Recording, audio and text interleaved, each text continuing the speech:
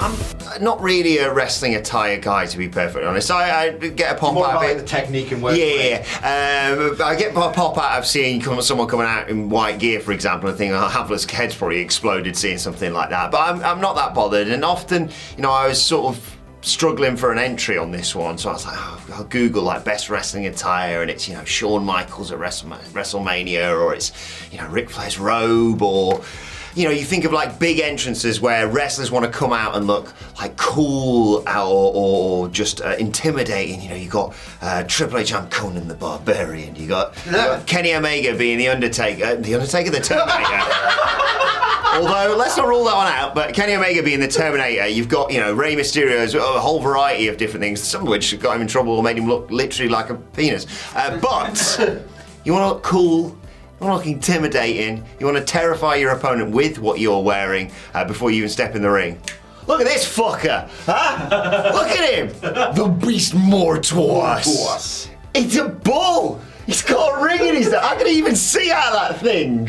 He is just a terrifying presence. Me and Sige fell in love with him watching him on AEW Collision, and thankfully other people have kind of got on board with it now, because just look at him. How can you not get on board? The child of Mantor finally come to life, wrestling in that preposterous outfit, but it somehow works, and he's still completely unaffected by it. You'd think that it might slip a little bit or get something to get in the way. No, he's a great worker just to boot, and I want the world for him. I love him, I'm scared of him. The Beast Mortuus, ladies and gentlemen. I could talk about wrestling attires all day. Often I consider them to be the most important thing in wrestling. Certainly more important than the matches, and often more important than the wrestlers wearing them. But there are some cases where everything just fits together perfectly, and Shawn Michaels in the 90s was one. The tights were always better than the weird knee brace, hiding, flappy chap baggy pants he wore in his God Comeback. Frankly, everything was better about Shawn in the 90s than the God Comeback. And the gear is part of that. Now, I've isolated WrestleMania 12, where he wore the beautiful white and gold and black, dressing for the job he wanted, not the job he had, which was to achieve the boyhood dream and become the World Wrestling Federation champion after 61 boring minutes. But it's not just about those 61 boring minutes, it's about the two WrestleManias that came before. This is a 3-year journey of Shawn Michaels in white. He climbs the ladder at WrestleMania 10 in an iconic match against Razor Ramon in the same white tights, but with the red hearts, the broken hearts that he would wear for the first time as he embraced the Heartbreak Kid moniker. And what happened? He fell short. He lost to Razor Ramon. He looked great, but he couldn't get the job done. Flash forward 1 year later, he's fighting Diesel, this time for the world title. He has leveled up, he has gone for the white yet again, but this time he's got space age red boots. It's more bombastic, it's more audacious than the year prior, because he thinks he's going to be crowned world champion. He thinks this is his night, but the jackknife puts him in the ground, even though he doesn't want to sell it, because he was even willing to bury his best friend. That's why he was the fucking man. And he falls short once again. So what does he do? Third time around, it's not the white and red, it's not the space boots, it's not the overly glamorous, ridiculous, ostentatious attire. Yes, he looks amazing. We all remember the famous shot of him taking the zip line down through the pond in Anaheim. He was the champion in waiting, and he looked magnificent, but it wasn't about the Heartbreak Kid anymore. It was about the belt. That's why the red got replaced with black and gold. That's why the white remained glistening and shimmering, as all champions should choose on the grandest stage. He'd finally nailed the gear as he was about to nail the moment, because Shawn Michaels knew what mattered, and that's why the match was not as interesting as the attire.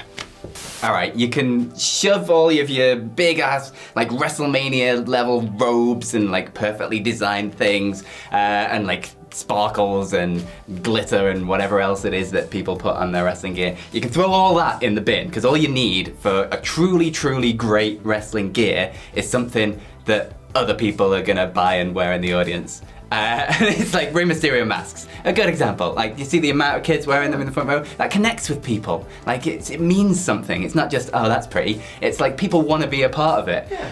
And to that effect, Scotty 2 Hotty's hat. Yeah! What is better in this world of ours than a bucket hat that doesn't have a top so his hair can stick out?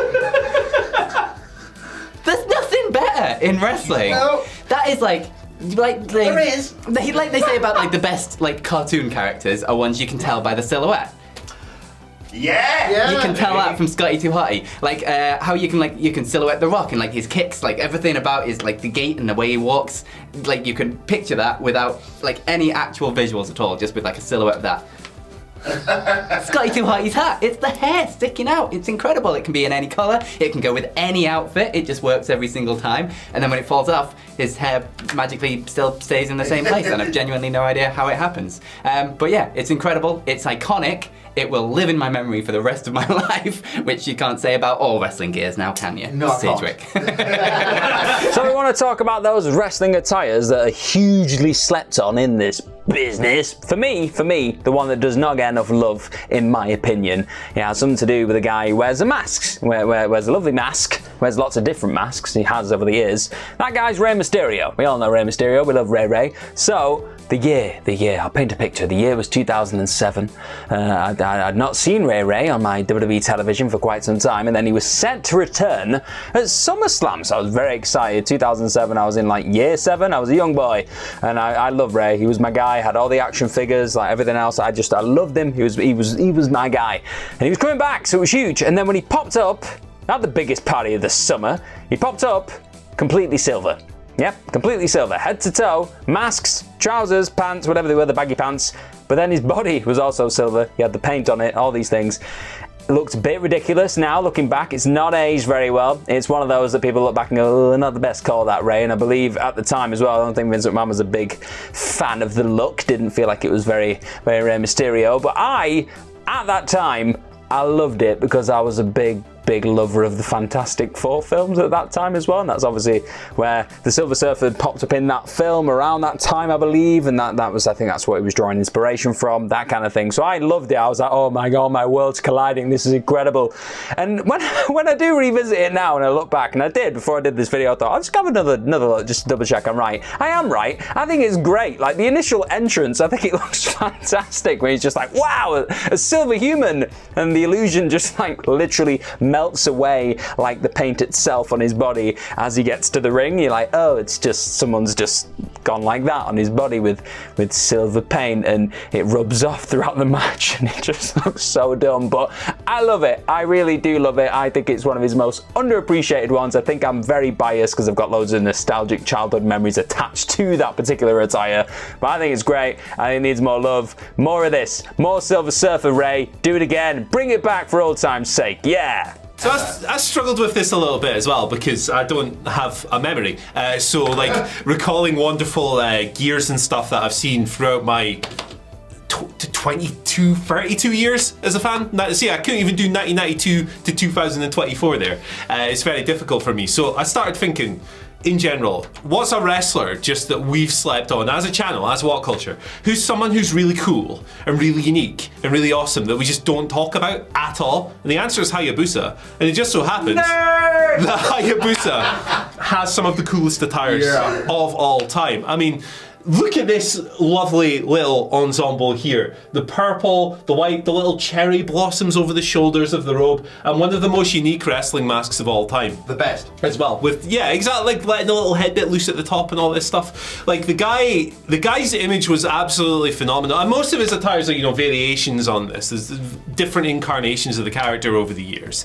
But as he kind of progressed through his career, and he's a deathmatch wrestler, so as his body kind of builds up with more and more scars, he starts looking even cooler. Do scars count as attire? They do now. Yes. But that's the thing about Hayabusa in general, is that he was just the hardest at literally everything. He had the hardest music of all time, he had the hardest look of all time, and he had some of the hardest matches of all time. I think that it's quite difficult to be wowed by old wrestling, right? Like if you're a younger fan, for example, and you've grown up in this era of like hyper work rate stuff over here on one side and super drama stuff on the other, like it's quite hard to go back to like a match from 1994 and go, oh my god, these high spots are blowing my mind, because you've seen everything.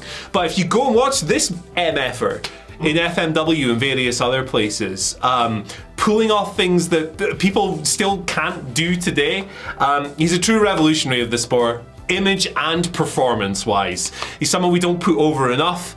His career met pretty sad end, and unfortunately, that's all that gets spoken about Hayabusa a lot of the time. But I wanted to be a nerd. I wanted to celebrate a little niche over here and put over a guy that we just don't put over enough. It's this guy, the purple monster, Grimace, the Grimace of Puro.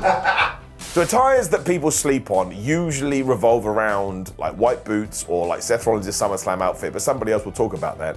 So we'll stick with the former. The amount of times that Triple H came out of WrestleMania wearing white boots, and you're like, wait a minute, what's going on here? I think he wore white trucks at one point as well.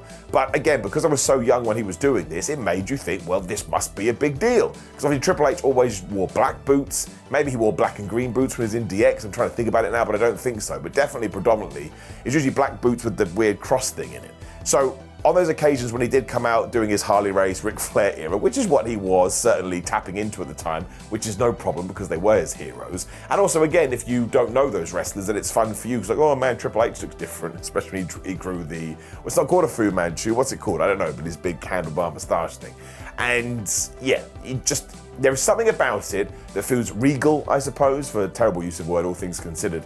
And it feels like someone has sat down and really thought about this, like, man, I need to go out there and feel like a big deal. I'm gonna put white boots on. So yeah, I guess you just want more white boots in general, unless of course you often wear white boots like a Cody Rhodes. But maybe it was just because we were coming off the Austin era and black trunks and black boots were in, because Austin had gone to show that it was more about what you wear. He kind of did the opposite of what we did in the 80s, right? The 80s was over the top and spangly and so many colours, and Austin was like, no man, just ass-kicking machine. And I guess like Triple H, The Rock and everybody else kind of tapped into that, but given we had moved on, again, Triple H would just put these white boots on. Look, the fact that I'm talking about it now and the fact that I'm remembering it, and I think there were a couple of times when he was either winning or losing the championship, he would put them on as well, I guess as a wink wink nudge nudge, which I think is something that Ric Flair did with his robes or the colour of his trunks again. So yeah, big fan of the white gear, like Roman did it once and Seth Rollins did it once, and I think Booker T always wore white boots, but Booker T's gear always used to pop, you know, oh man, Booker T looks good.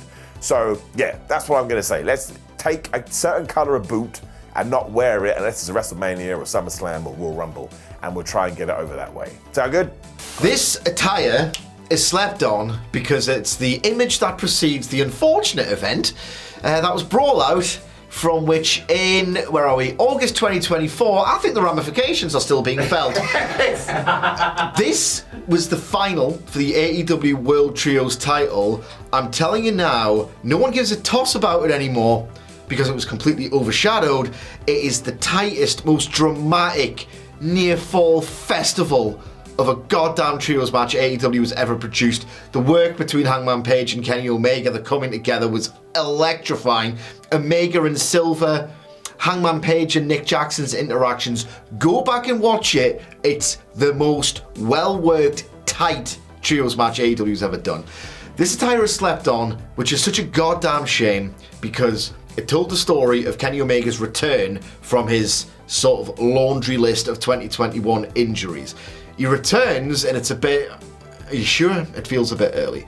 He comes out on Dynamite, pale, the hair's straggly, it's not sort of tied back in that trademark signature big match Omega way, and he intentionally botches, and he's wearing a compression vest, and you're thinking, has he come back too early from an injury in the sports-oriented story? And then the week after, I think he pops that shirt off, but he's got the kinesio tape all over him to you know, symbolise, you know, he might have come back too early, he's still a bit banged up, and crucially, he hasn't slapped the fake tan on yet, so he doesn't look like the Kenny Omega that you remember from those big epic matches. He has disassociated you even from that version of Kenny Omega visually to make you think, to work you into thinking he's not the same, which he sort of like supplements with those worked botches. And then he gets killed by Dragon Lee in one of that awesome spots in that first match. And then we get to All Out and he's back. And not only is he back, but he's clever enough to visualize that he's never been more back. He's bronze. He's a Greek god, and don't you just want to worship him? I do. I love Kenny Omega so much, man. I'm sorry, because I do. He's tanned. He's got that signature big match hair. And if you look at that gear, oh my God, he's got that really intricate airbrush, something like Rob Van Dam would have been proud of in his prime. And he's wearing, just to let you know, I'm the big star and I'm back, all these beautiful jewels and ornate studs in those kick pads. And he's clever enough to do that sort of contrast of look how I came back, look where I am now. He made himself appear, and he hasn't done enough of this in AEW, truthfully, like an absolute demigod megastar, and no one cared afterwards. So, slept on forever. Jeff Jarrett, to this day, still has some pretty sweet gear. Over the years, over the decades, dare I say, has had some absolute belters. There was the blue tights with the yellowy gold kind of guitar strings on at the top. There was when he won the IC title at one point in time, just this really, really cool gold tights. There was, I guess you call it the classic Jarrett look, which is the silver trunks, almost like tighty whities, but silver and a little bit longer than that, not just quite tighty whities. And you'd have different colors on that. But for me, the look I'm going to go for here, the gear I'm going to go for here, the most slept on that gets the nod from me is Jeff Jarrett at the start of 1998. So for context, this was a Jeff Jarrett who not long returned to the then WWF after a year in WCW. This is where we got, I guess you call them work shoots on Eric Bischoff, on Vince McMahon. There was the tease of maybe something with Stone Cold Steve Austin. There was a mini feud of sorts with The Undertaker. And Double J became part of Jim Cornette's NWA stable. Not just that, he was the NWA North American champion, winning that. I believe it was Barry Windham he beat for that. It was a vacant title anyway. And this gear, it was only, of course, Barry Windham would go on to turn heel on Bradshaw and join the NWA stable. But that's me going off on a side tangent because we're all here to talk about gear today. Now, this gear, unfortunately, though, was only worn for, 2 months maybe at push, probably not even 2 months, but it was just the whole look was great. There was the ponytail, there was the mainly white singlet, chunks of blue, a little bit of red, a couple of J's, there was the red boots. It just looked so pristine. I'm gonna go with pristine. We're gonna go with pristine. It just looked very pristine, clean, crisp. It just looked great. Now, granted, at the time, Jeff Jarrett would come to the ring with a really, really properly ugly, horrendous, hideous long jacket, which even now, like, you go back and look at it and you see pictures of the jacket and it's like, man, that's awful. Hey, but he was a heel, so I suppose if it looks awful and ugly and people think he looked like a bit of a then it's like, okay, it's a heel. But yeah, the jacket was ugly. It was horrible. It was horrendous. But what was under the jacket, that was absolutely top drawer. It was just, yes, 10 out of 10 all round, golden ups to go Simon Miller route. It's just a shame that Jeff Jarrett would change up this gear, return to the country singer gimmick within like what? It was maybe a month, maybe slightly longer than a month. It was probably no longer than 2 months. But yes, before you knew it, the really cool gear had gone. Back to the country singer. What was it? Tennessee Lee was brought in as his manager. He'd left the NWA stable. But for that month or so that Jeff Jarrett wore that gear, man, that attire, that was something truly special.